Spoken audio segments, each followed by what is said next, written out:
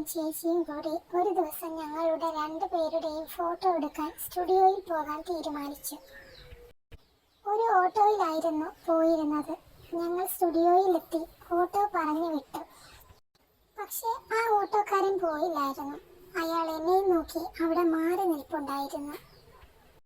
സ്റ്റുഡിയോയിൽ അകത്തിരിക്കുമ്പോൾ ഗ്ലാസ്സിലൂടെ അയാളെ എനിക്ക് നല്ലോണം കാണാൻ പറ്റുന്നുണ്ടായിരുന്നു.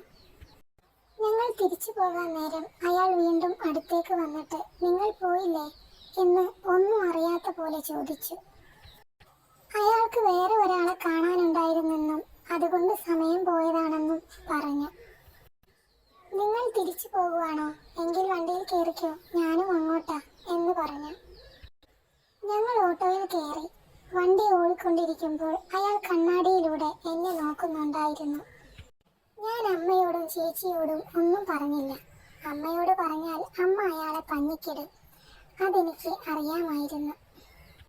പിന്നെ അയാൾ നോക്കുന്നതല്ലാതെ മോശമായിട്ട് ഒന്നും പറയേ പ്രവർത്തിക്കേ ചെയ്തിട്ടില്ല. ഞാൻ മൈൻഡ് ചെയ്തില്ല. അങ്ങനെ വീടെത്തി. ഞങ്ങൾ ഇറങ്ങി. പോകുമ്പോൾ ഞാൻ വെറുതെ ഒന്ന് തിരിഞ്ഞു നോക്കി. അപ്പോൾ അയാൾ എന്നെ കണ്ണടച്ച് കാണിച്ചു. പിന്നെ ഒന്ന് ചിരിച്ചു. എന്നിട്ട് അവിടെ നിന്ന് പോയി. പിറ്റേന്ന് ഞാൻ കോളേജിൽ പോകുമ്പോൾ അയാൾ എൻ്റെ പിറകെ വന്നു. ഒന്ന് ചിരിച്ചു കാണിച്ചിട്ട് അയാൾ പോയി. പിറ്റേന്നും വന്നു, ചിരിച്ചു, പോയി. വൈകുന്നേരം കോളേജ് കഴിഞ്ഞപ്പോൾ അയാൾ വീണ്ടും വന്നു. ഞാൻ നടന്നു പോകുമ്പോൾ എന്നോട് വന്ന് എൻ്റെ പേര് ചോദിച്ചു. പിന്നെ ഇഷ്ടമാണെന്ന് പറഞ്ഞു. ഞാൻ മൈൻഡ് ചെയ്യാതെ അവിടുന്ന് പോയി. അയാൾ വണ്ടിയും കൊണ്ട് പിന്നാലെ വന്നു. ഞാനൊന്നും മിണ്ടിയില്ല.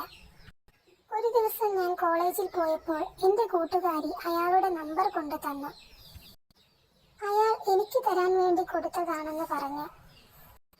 ഞാൻ അത് വാങ്ങിച്ചില്ല. അവൾ വൈകുന്നേരം കോളേജ് കഴിഞ്ഞപ്പോൾ അയാൾക്ക് തിരിച്ചു കൊടുത്തു. അങ്ങനെ എല്ലാ ദിവസവും അയാൾ എന്നെ കാണാൻ വന്നു, രാവിലെയും വൈകിട്ടും.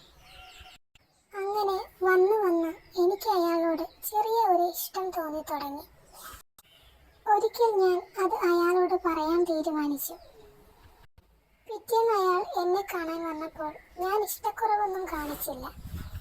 മറിച്ച് ചിരിച്ച് സംസാരിച്ചു. അയാൾ കുറെ നാളായില്ലേ പുറകെ നടക്കാൻ തുടങ്ങിയിട്ട്. അന്ന് അയാളോട് ഒന്നും പറയാൻ പറ്റിയില്ല. പക്ഷെ ഞങ്ങൾ സംസാരിക്കുന്നത് എൻ്റെ വേറൊരു കൂട്ടുകാരി കണ്ടിരുന്നു. പിറ്റേന്ന് കോളേജിൽ പോയപ്പോൾ അവൾ എന്നോട് ചോദിച്ചു, അയാളുമായിട്ട് എന്താ പരിപാടി എന്ന്. ഞാൻ പറഞ്ഞു, ഒന്നുമില്ല, വെറുതെ കണ്ടപ്പോൾ സംസാരിച്ചതാ. എനിക്കറിയാവുന്ന ആളായതുകൊണ്ട് ഞങ്ങൾ അയാളുടെ വണ്ടിയിൽ ഇടയ്ക്ക് പുറത്തു പോകാറുണ്ട്. അങ്ങനെ അയാളെ അറിയാം. നീ എന്താ അങ്ങനെ ചോദിച്ചത്? നിനക്ക് അയാളെ അറിയോ? ഞാൻ ചോദിച്ചു. ആ, അറിയാം. അയാളും എൻ്റെ മാമൻ്റെ മോളും തമ്മിലുള്ള കല്യാണം ഉറപ്പിച്ചിരിക്കുക. 3 മാസമായി വളയിടൽ കഴിഞ്ഞിട്ട്. 1 വർഷം കഴിഞ്ഞാൽ കല്യാണം ഉണ്ടാകും.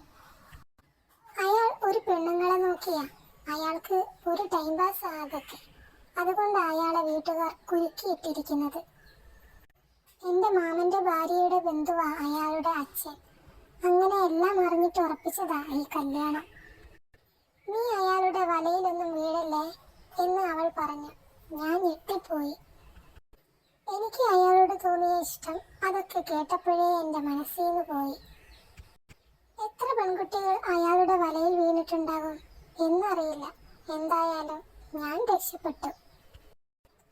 അവൾ ഞങ്ങളെ കണ്ടത് നന്നായി. അതുകൊണ്ടാണല്ലോ ഞാൻ രക്ഷപ്പെട്ടത്. അവൾ ഇക്കാര്യം വീട്ടിൽ പറഞ്ഞെന്ന് തോന്നുന്നു. പിന്നീട് അയാളെ കോളേജിന്റെ പരിസരത്ത് കണ്ടിട്ടില്ല.